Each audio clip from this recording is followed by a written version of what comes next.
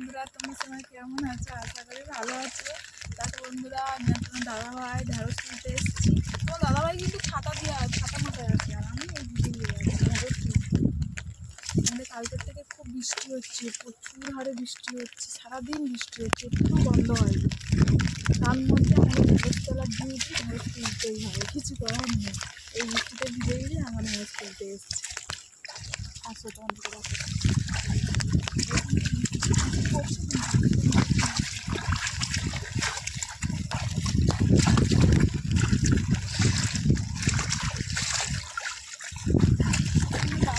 দাদাভাই ছাতা মাথা দিয়ে আছে, আর আমি বৃষ্টিতে দিচ্ছি।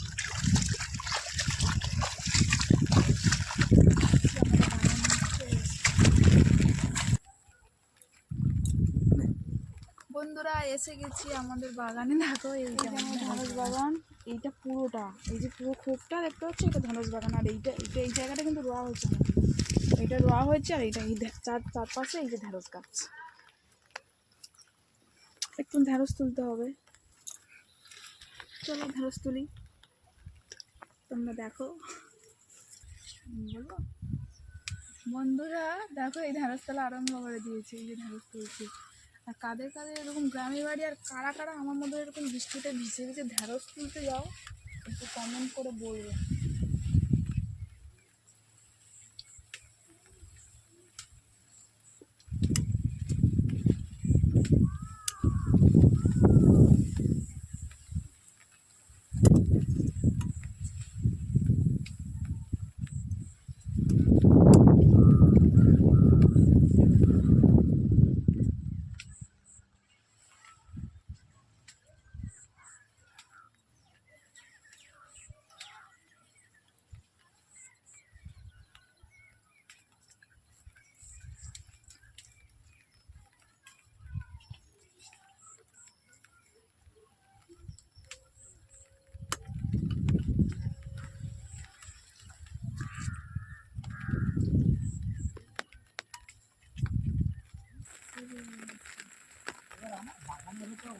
বন্ধুরা, ঢেঁড়স তোলা শেষ হয়ে গেল, ঢেঁড়স তোলা শেষ হয়ে গেছে।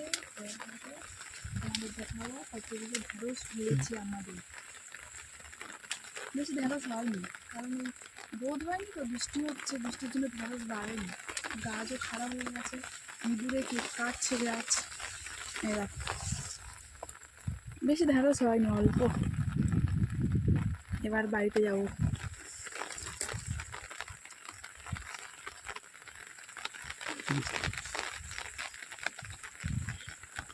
বন্ধুরা, আমাদের ঢেঁড়স তুলতে গেছিলাম, তোমার সবাই দেখেছো।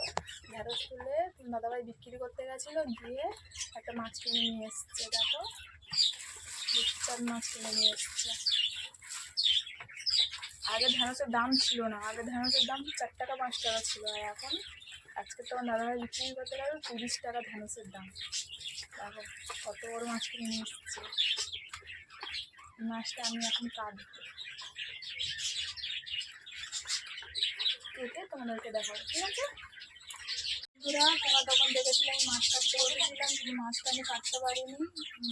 আমার মেয়ে কাটছিল তো, উঠে পড়েছিল, ঘুম থেকে উঠে পড়েছিল, উঠে পড়ে কাটছিল, তাহলে মাছটা আমি কাটতে পারিনি।